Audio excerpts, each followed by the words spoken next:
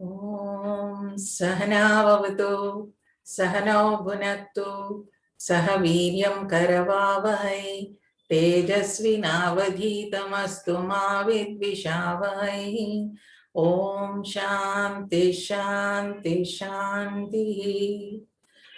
Guru Brahma Guru Vishnu Guru Devo Maheshwaraha Guru Sakshat Parabrahma Tasmai Shri Gurave Namaha Tasmai Shri Gurave Namaha. Bhagavad Gita, 5th chapter, Karma Sannyasa Yoga. We have to look into the 22nd shloka. Atha Panchamodhyayah Karma Sannyasa Yoga Yehi Samsparshaja Bhogaha Dukkayonaya Yevate Adyantavanta Kaunteya Nate Shuramate Buddha.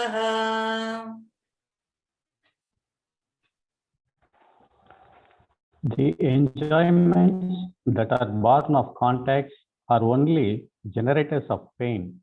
Son of Kunti, the wise do not rejoice in them. See, the Gnana Yoga and the Karma Yoga, which are told here, both point us towards the eternal happiness, infinite eternal happiness. Now, Bhagavan Krishna is giving the difference between the happiness or the joy gained by the external objects and the joy which is born within. So what he is telling, from these Panchendriyas, when we grasp certain things from the external world, that happiness has a beginning and it has an end. That is the reason it gives sorrow to us. See, let us take some material example, like I will buy a beautiful car, very nice, which I was really longing for, and I will buy that car. And I would have parked in front of the house. After 1 week, some other vehicle just dashes through that, and that is spoiled. There is a big dent. When I acquired or took that car, there was so much of happiness, and when it is broken, that much sorrow I have, or I lose my car.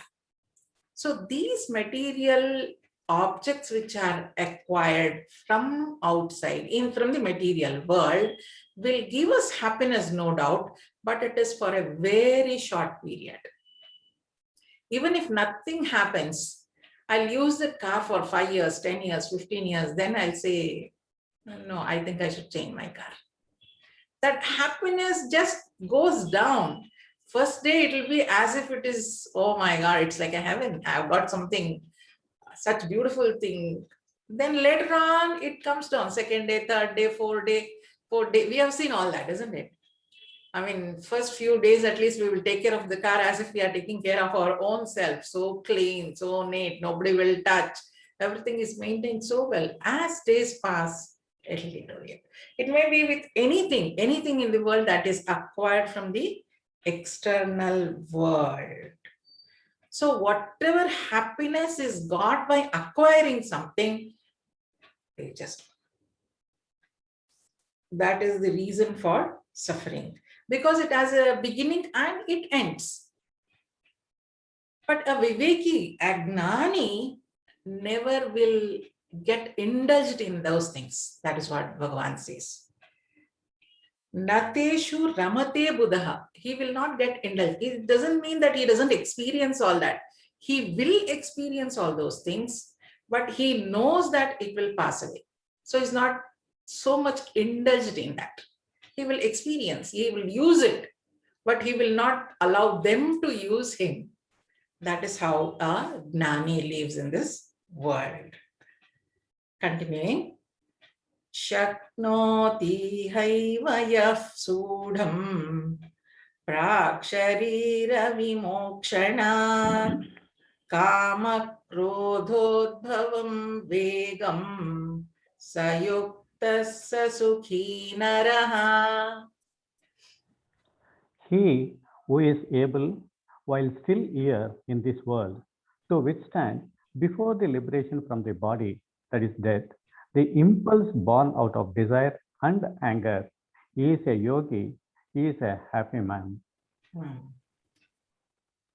See, we have so much of desires, and if those desires are not fulfilled, we have that anger also. That's what is told here. Kama krododbhavam. Kama, the desire, and krodha. Always these two things are followed together, and in Bhagavad Gita, it is always referred together only. Kama, krodha. So it is like this. I desire for something, I acquire that, and because I cannot protect it very nicely, I will be angry. If not, I do not have enough money to acquire, buy that, I will be again angry. Whether the desire is fulfilled or not fulfilled, I will be angry. So there are two, both of them lead us to anger only finally. So here Bhagavan says, a person in this birth, before he leaves this body only, if he can quit or get rid of this desire and anger, he is a yogi.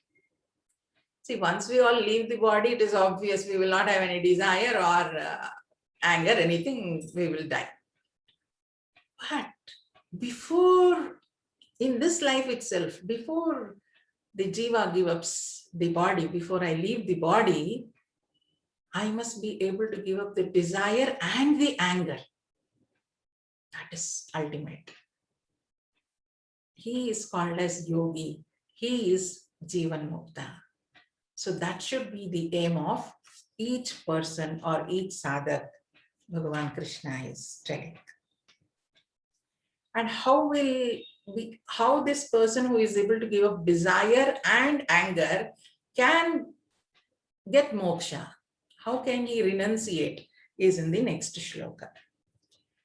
Yontas sukhontara ramaha tathantar jyotirevayah sayogi brahma nirvanam brahma bhutodhigacchati.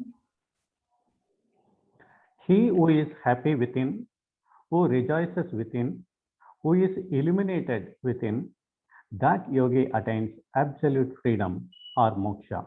Himself becomes Brahman. See, the beauty of this Brahmagnana is that when we study Brahmagnana, we become Brahman. Gurudev would always say, see, if you study chemistry, you won't become chemistry. If you study physics, you don't become physics. You will know physics, that's all. But here, if you know Brahmagnana, you become Brahman itself. That is the beauty of this Brahmagnana. That is this beauty of spirituality. I'm studying, I'm knowing about the Brahman. Finally, I become Brahman only. Here, one who abides in the self and he is happy. He is happy abiding in the self, and he is always there abiding in the self, and he is satisfied, he is happy, contented being there only. He doesn't want anything from outside to make himself happy. That is the understanding. Just think of such a thing. If I don't need anything from outside to be happy, I will be the happiest person in the world.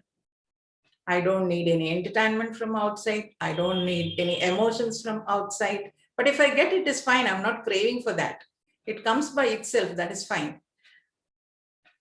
but I don't depend for my happiness on others' thoughts or others giving me gifts or I buying something from the external world.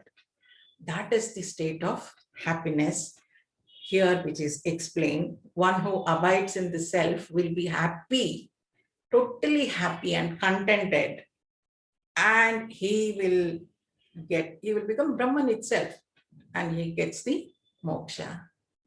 Moksha is that ultimate Brahman.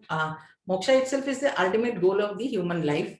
And once he gets this, that is explained as infinite eternal happiness. It doesn't need anything to be happy, and he is happy always. That is called as moksha. He is free from both joy and suffering. So one who abides in the self, one who is happy there itself and contented, is Brahman himself. He becomes Brahman himself. And that itself is called as moksha. Continuing. Labhante brahma nirvanam rishaya kshina kalmashaha chinnadvaidhayatatmanaha sarvabhutahite rataha. Those rishis who obtain absolute freedom or moksha, whose sins have been destroyed, whose dualities are torn asunder, who are self-controlled and intent on the welfare of all beings. Yes. Labhante brahma nirvanam rishaya kshina kalmashaha. Kshina kalmashaha, they doesn't do any sin there. They are free from all the sins. They have destroyed all the sins. And there are no doubts in them. They never think, okay, will I get moksha or not? What will happen?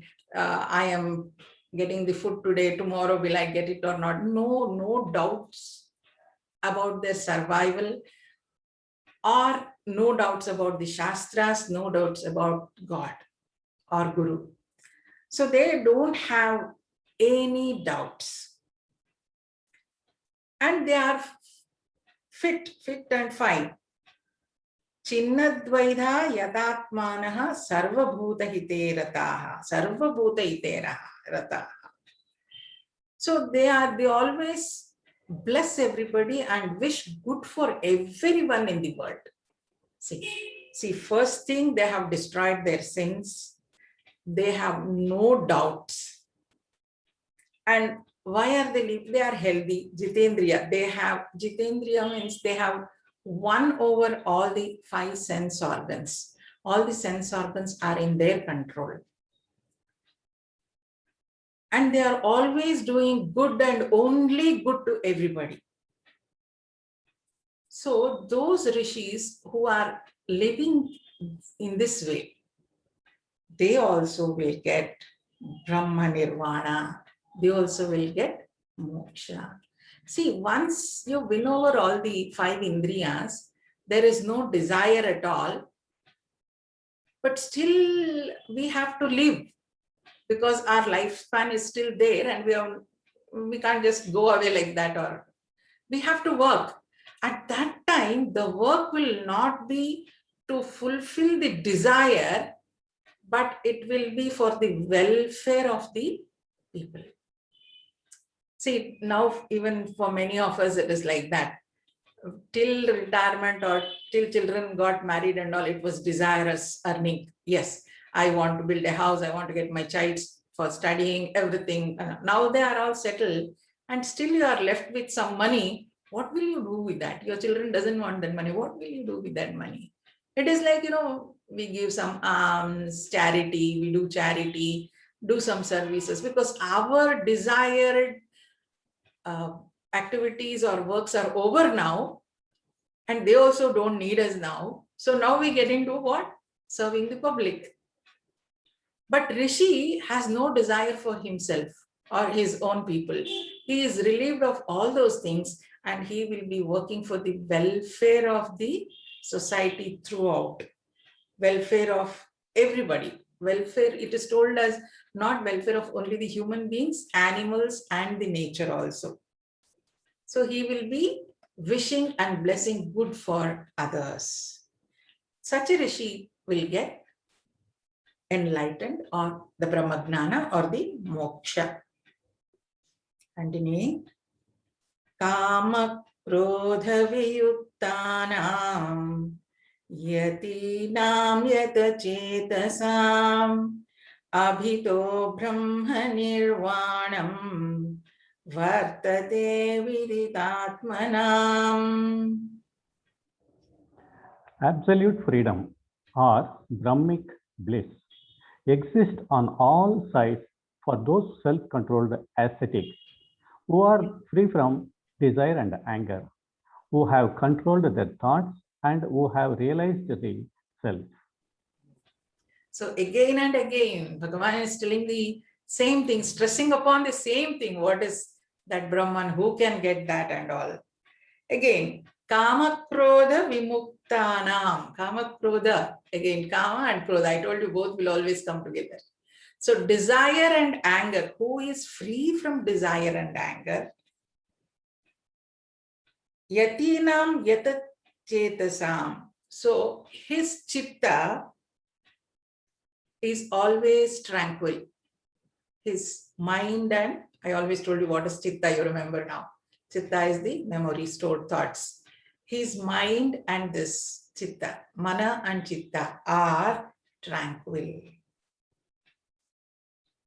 A person who has given up his desire and anger and his mind is at peace. See, it's not easy. We can give up our desire and anger also, but in the mind, that thing will be there. I need that. Externally, I would have given up, but internally, I'll be still craving for that. But this Rishi is not like that. He has given up externally, and because he has the knowledge of Brahman, that inner thought is also destroyed. There is no thought also in him. That is how it makes his chitta also tranquil. Abhito Brahma Nirvanam Vartate Viditatmanam. So such a person, that actual sthiti where his mind is tranquil and he has no desire for desire, he doesn't have desire and anger, that state of mind, that state itself is called as Brahmi sthiti. So that Brahmi sthiti, like the civil gate. Like the civil gate means what? You see, there are only, it looks very simple. Give up the desire and anger, keep the mind at peace. That is Brahmi sthiti. This is not for 1 second or 1 minute or 1 day. Always. Always, if we can maintain this, that itself is called as Brahmi sthiti. And he will immediately get the moksha. Continuing the same thought. Sparshan kritva bahirbahyan chakshushvaivantare bhruvoh pranapanau samau kritva nasabhyantaracharino.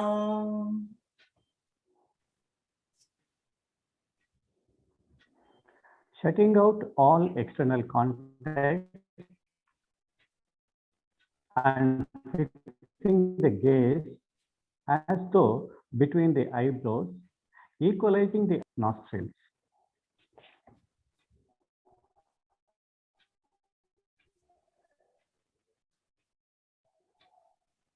Should I continue, madam?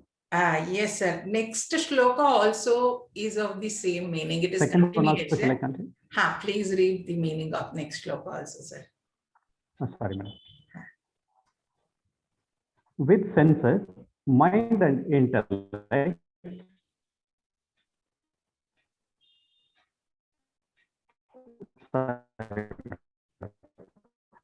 with senses, mind and intellect, you are controlled, having liberation as his superior. The sage is verily liberated forever.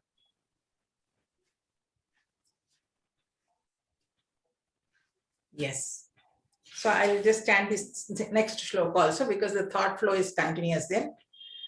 Yatendriyamano buddhihi munirmokshaparayanah vigateksha bhayakrodha yasada mukta eva saha.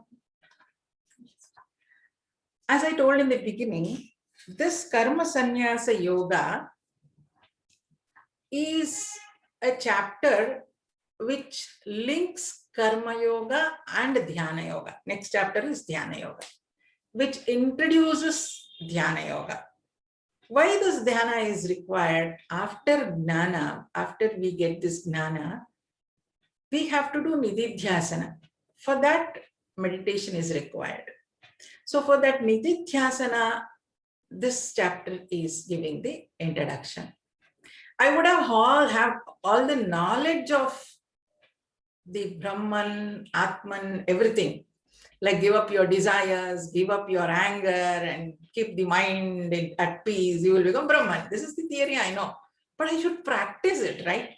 How to keep my mind in a tranquil state. That I should practice. For that, I need meditation. So here, this chapter introduces us this dhyana. How?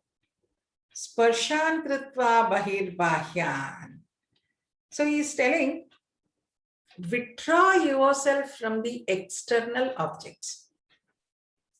Withdraw yourself from the external objects. See, if I close my eyes, I can stop seeing the outside world. But I can't close my ears. It's always open. So many things will be heard. So I should withdraw that also. All the 5 sense organs, I should withdraw physically first. I told you any practice, for the matter of fact, first we start with willpower only. Then the knowledge comes into picture. So first forcefully I will withdraw all the sense organ. Then he says how to sit for dhyana. Now I have withdrawn myself by the sense organs from the external world, but mind is thinking something else. Okay, I just sit in a place where I can't hear anything. I sit in my room, I close my room so that I don't hear any noise. Fine. I close my eyes. Now I'm not seeing anything. I'm not hearing anything. I'm not smelling anything. I'm not touching anything. Fine. But the mind is chattering. So now I have to withdraw that mind also. For that, what they say here is just close your eyes. Pranapano samau krutva nasabhyantara charinau. Chakshushvaivantare bruvoho. The second line says, Chakshu is eyes. Bruho is eyebrows. So what they say, you know, in this Bhagavad Gita, what they are telling, I'm telling you. They are telling, after withdrawing everything, you just close your eyes and concentrate on the center of the eyebrows. When we close our eyes, we should not go somewhere, just concentrate between the eyebrows, it is told. Then do the pranayama with the nostrils. Do pranayama with the nostrils. When we are breathing, just bring the breathing to normal phase or even the slower phase. That is how we start sitting for the meditation. And while we are in that state, all the indriyas, panchendriyas, mind, and the intellect should always be under my control. Under my control meaning, I will not force it like you don't go outside or on. I'm giving it a higher thought so that it doesn't go outside. Why I do all this? Because I want that infinite eternal happiness only. There are many people who say, I'm happy with the world outside. Why should I do all that? Fine.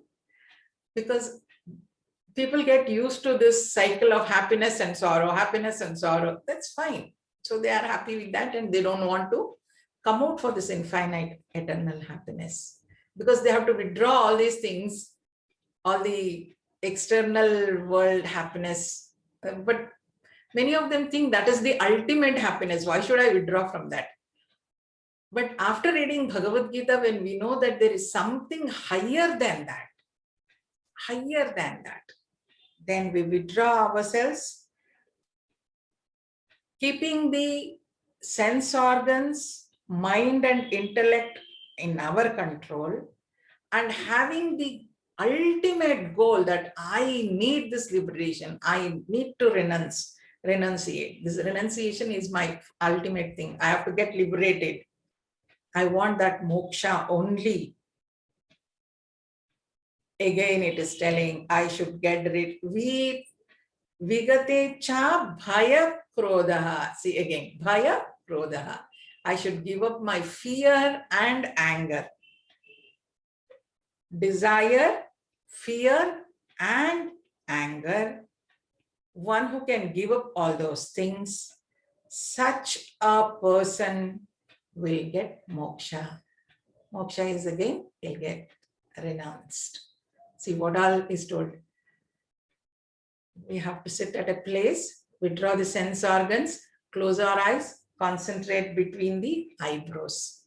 And then a mind is chattering. So the mind has to be calmed down by doing pranayama. Bring down the breathing. Breathe slowly through the nostrils. Then keep the mind, intellect under your control. And if ultimate thing is to abide in the self, that should be the main goal of our life. We have to give up our desire, fear, and anger. That person will get moksha.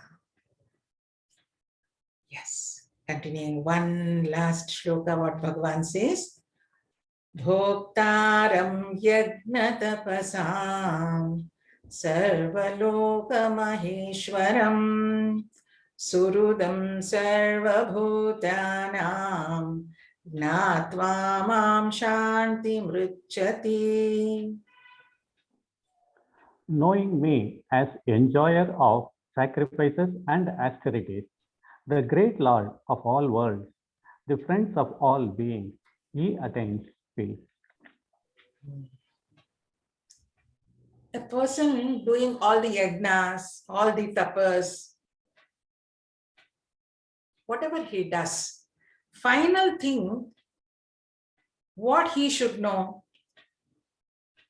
surudam sarvabhutanam gnatva mam shanti mruchati. Finally, after doing all these things, he should know the self.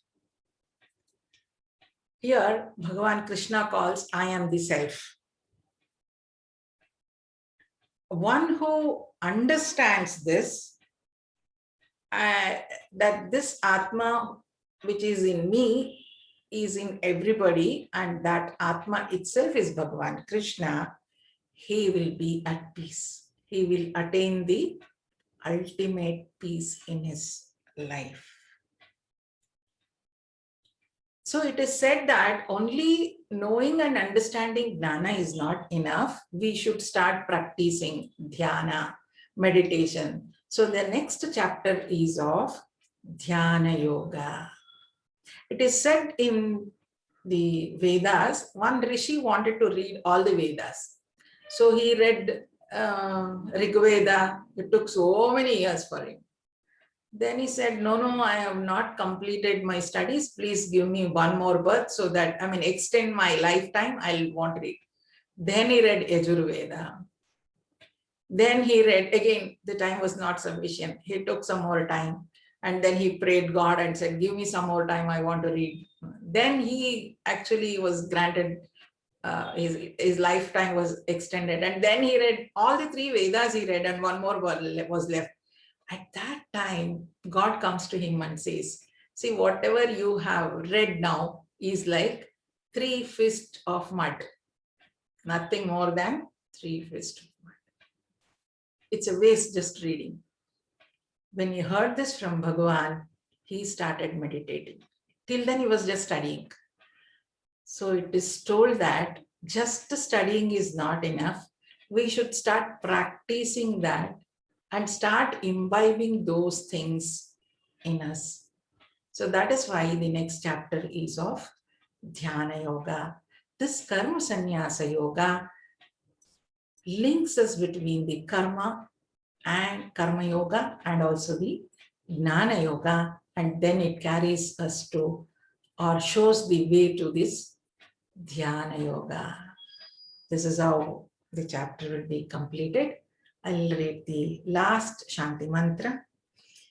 Om Tat Satiti Srimad Bhagawad Gitasu Upanishadsu Brahma Vidyayam Yoga Shastre Shri Krishna Arjuna Samvade Karma Sannyasa Yogo Nama Panchamodhyayaha. Om Tat Sat Iti.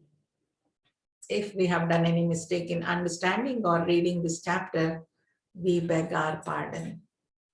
Srimad Bhagavad Gita. So, in this Bhagavad Gita, Upanishad. So, whatever is told in the Upanishad is told here. That is Brahma Vidya and Yoga Shastra. Yoga Shastra is that which can be practiced in our daily life. This is the dialogue between Shri Krishna and Arjuna, and it is in the name of Karma Sannyasa Yoga. And this is the 5th chapter of Bhagavad Gita we are completing. To a certain extent, we have studied this chapter, discussed with the grace of Guru and God. So we will pray that our study will continue in the same way. Asato ma satkamaya tamaso ma jyotirgamaya mrityorma amritangamaya. Om Shanti Shanti Shanti. Hari Om. Shri Guru Pyo Namaha. Hari Om.